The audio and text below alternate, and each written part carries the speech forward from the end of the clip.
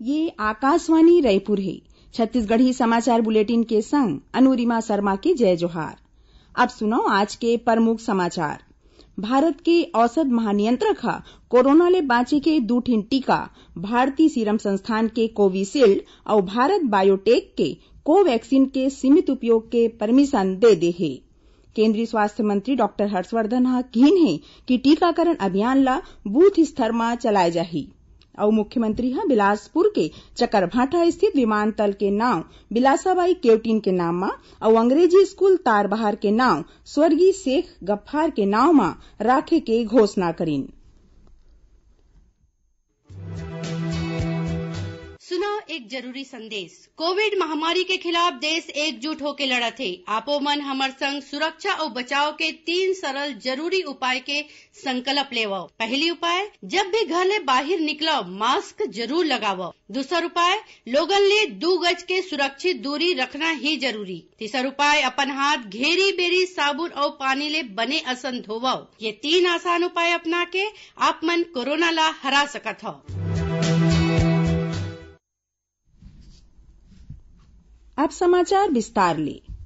भारत के औषध महानियंत्रक आपात स्थिति में कोरोना ले बाँचे के 2 ठिन टीका भारतीय सीरम संस्थान के कोविशील्ड और भारत बायोटेक के कोवैक्सीन के सीमित उपयोग के परमिशन दे दे है। भारत के औषध महानियंत्रक वीजी सोमानी आज दोनों टीका के परमिशन के घोषणा करीन। ओमन बताइन कि दोनों टीका के आपात उपयोग के विशेषज्ञ समिति के सिफारिश बाद केंद्रीय औषध मानक नियंत्रण संगठन मंजूरी दीस है। औषध महानियंत्रक यहू बताइन कि भारत बायोटेक भारतीय आयुर्विज्ञान अनुसंधान परिषद और राष्ट्रीय विषाणु संस्थान पुणे के सहयोग ले कोवैक्सीन टीका तैयार करे है।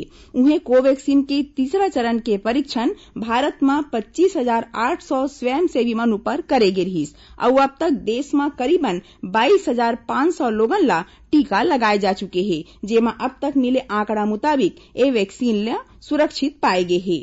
उन्हें भारतीय सीरम संस्थान के मुख्य कार्यकारी अधिकारी एडर पूनावाला यकीन है कि कुछ एक सप्ताह में कोविशील्ड वैक्सीन के प्रयोग शुरू हो जाही। इसी बीच प्रधानमंत्री नरेंद्र मोदी यकीन है कि भारतीय सीरम संस्थान और भारत बायोटेक के वैक्सीन ला मंजूरी मिले ले देश ला तेजी ले कोरोना मुक्त बनाए में मदद मिलही। ट्वीट संदेश में ओमन देशवासी और वैज्ञानिक मन ला बधाई देवत कीन कि कोरोना के विरुद्ध संघर्ष में यह एक ठिन निर्णायक मोड़ हराए। प्रधानमंत्री कहिन कि भारत में बने 2 ठिन वैक्सीन के आपातकालीन उपयोग के अनुमति हरेक भारतीय पर गर्व के विषय है। एखर ले आत्मनिर्भर भारत के सपना साकार करे में हमर वैज्ञानिक मन के योगदान के पता चलथे। कोरोना योद्धा मन पर अपन कृतज्ञता जाहिर करत ओमन कहिन कि कोरोना योद्धा मन विपरीत परिस्थिति के बावजूद अनेकों मनखे के जीवन बचाइन। केंद्रीय स्वास्थ्य मंत्री डॉक्टर हर्षवर्धन कहिन है कि टीकाकरण अभियान बूथ स्तर में चलाए जाही। आज बिहनिया ओमन ट्वीट संदेश में कहिन कि एखर बर कुशल कर्मी मन के संख्या बढ़ाए बर प्रयास चलत है और एखर बर टीका लगैया मन ला ट्रेनिंग दे गे है। डॉक्टर हर्षवर्धन कहिन कि टीकाकरण केंद्र मन में अलग से प्रतीक्षा कक्ष, टीकाकरण और निरीक्षण कक्ष बनाए गए है। उन्हें टीका के 100 लाभार्थी मन बर 5 सदस्य वाले दल तैयार करे गे है। संगे कहूं टीका लगे के तुरते बाद विपरीत प्रभाव की स्थिति में आपात किट घलो दे जाही। स्वास्थ्य मंत्री बताइन कि लाभार्थी मन के पंजीयन और मुखर जांच बर कोविन पोर्टल के उपयोग करे जाही। फिर यही पोर्टल ले टीकाकरण कार्यक्रम बारे में SMS और खुराक संबंधी जानकारी दे जाही। टीकाकरण के बाद एकर प्रतिकूल प्रभाव और ई प्रमाण पत्र जारी होए के सूचना घलो इही में दे जाही। एती छत्तीसगढ़ में कोरोना टीकाकरण के तैयारी ला लेके अभ्यास करे जात है। यही कड़ी में राजनांदगांव जिला में पहली चरण में करीबन 14,000 लोगन मन ला टीका लगाए जाही। एखर बर शहर में 4 केंद्र बनाए गए है। ए जगह मन में पहली चरण में स्वास्थ्य कर्मचारी, आंगनबाड़ी कार्यकर्ता उमितानिन, दूसर चरण में पुलिस, नगर निगम और होमगार्ड और तीसर चरण में 60 बछर ले ज्यादा के बुजुर्ग, ब्लड प्रेशर और डायबिटीज के रोगी मन ला प्राथमिकता दे जाही। ए टीकाकरण बर कोविन वेबसाइट में पंजीयन कराना जरूरी होही। प्रधानमंत्री नरेंद्र मोदी विद्यार्थी मन ले आह्वान करीन है कि ओमन लोकल प्रोडक्ट ला ग्लोबल यानी वैश्विक बनाए बर नवा समाधान लावे। ओडिशा में IIM संबलपुर में पढ़ैया लइका और शिक्षक मन ला संबोधित करत उमन किहिन कि भारतीय प्रबंधन संस्थान हा आत्मनिर्भर भारत बर स्थानीय उत्पाद और अंतर्राष्ट्रीय सहयोग के बीच ब्रिज के काम कर सकत हे। प्रधानमंत्री हा किहिन कि भारत हा कोरोना संकट बेरा चुनौती ला अवसर में बदलत अब्बड़ अकन क्षेत्र में सहराय के लिए काम करे हे। छत्तीसगढ़ी समाचार बुलेटिन आप मन आकाशवाणी रायपुर ले सुनत हव। छत्तीसगढ़ के खबर ले है आपके वास्ता और खबर के विश्वसनीयता ले है हमर वास्ता।